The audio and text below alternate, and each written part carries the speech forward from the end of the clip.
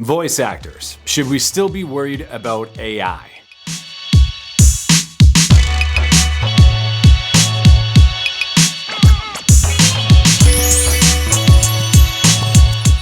Hi, I'm Jesse Carroll, professional voice actor and coach. And if you're new here, hit that subscribe button so you can be alerted when I got more voiceover content for you. Okay, so we're talking about AI again. So everybody's made a video on AI. I've made a bunch of videos on AI. Why am I talking about AI again? Because I think we've won. At the beginning of the year, there was all this mass hysteria that voiceover was going to be taken over by AI. Even massive media publications were printing as headlines, voice actors to lose their jobs to AI. And it has not happened yet. In fact, I'm getting more jobs now than I was before AI. And I'm not doing AI. You know, there was all this hype about it because, I mean, I'll be honest, when I first heard it, I was like, oh, I wasn't used to it yet. And I was like, the sound of it's pretty convincing. But after you listen to it for a minute, you're like, not quite there. And we weren't sure how quick it would get there or if it could. But the thing that it's lacking is emotion. Artificial intelligence voiceovers have zero emotion in them. Now that might work for really long form content like training videos or audiobooks that are just information based, but the majority of voiceover, the vast majority of voiceover has to have some emotion in it. It's got to have some authenticity. You've got to be a person with a history and a past. Even today, there's people that I used to work with back in my nightclub days that will try to troll me and be like, AI taking over your jobs yet? No,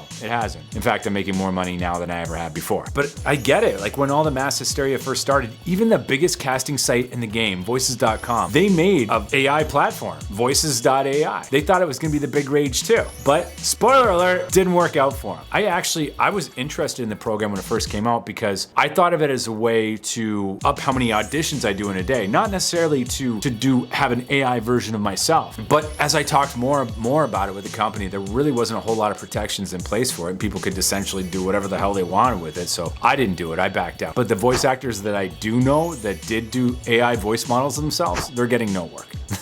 No one's asking for their voice. They're asking for their real voice, but not their AI voice, because nobody wants it. Here's what I can tell you. From my experience, from all the voiceover live directed sessions that I've done this year, which is a lot, I ask about it quite a bit with my clients. Have you worked with AI? Do you like it? What do you use it for? All of them laugh hysterically. They hate working with it because they can't direct it. Sure, they can type in some keywords and it will give it a representation of what the voiceover should sound like, of what they think, but they can never get it to where they want. You know, when you're in a live directed session with a client, they're not just tweaking the overall read. We're tweaking words, doing up glides, down glides, emphasizing certain words. You just can't do that with AI. In fact, it would probably take longer if you were gonna get that specific, rather than just saying it and a voice actor doing it. So right now, as it stands, in my experience from talking to clients, seeing the trends that are going on, AI companies disappearing off the internet, I just don't see a world where AI is gonna take all the voiceover jobs away, or even half, or even a fraction of them. Really, the only jobs at all that I think AI will take away from voice actors are the jobs that most voice actors don't want to do anyway. Like the really long form content where you're getting paid like 10 cents a word or something ridiculous like that, that's gonna go to AI. But I don't ever do stuff like that, so it's not a worry for me. And you gotta think of it like this too. It makes sense that AI isn't the market disruptor for voiceover that we thought it was gonna be at all. The reason for that is, think about when Fiverr came out. Now, when I started doing voiceover, I started doing voiceover on Fiverr. I was part of the Fiverr disruption crew, where all the professional voice actors at the time were up in arms, like, how could they offer such low rates? This is gonna kill the industry. But it didn't. It did not. In fact, it made like an alternate sector of the voiceover industry that didn't exist before, where people that couldn't afford to pay a professional went and got somebody they could afford on Fiverr that was half decent. Now, times have changed and there's actually professional voice actors that are on Fiverr. I'm not on Fiverr.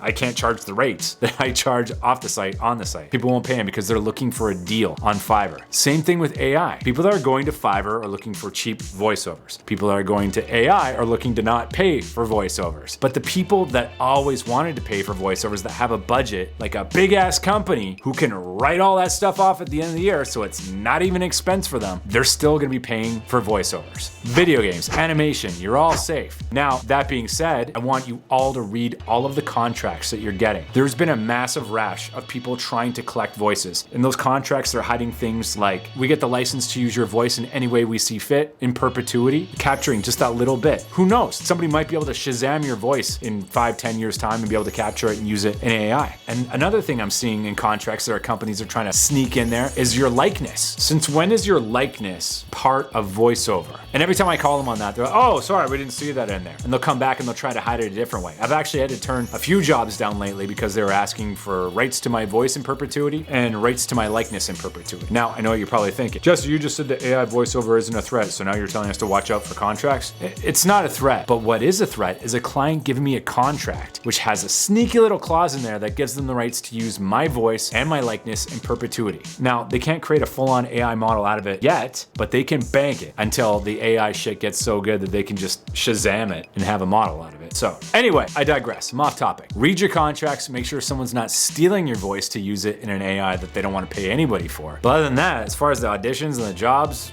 they're all still there. We're all still making money. So if you're looking to start VoiceOver, there's never been a better time. And it just so happens I teach VoiceOver. So check out the links in the description for all the different kinds of ways you can work with me. And other than that, we will see you in the next one.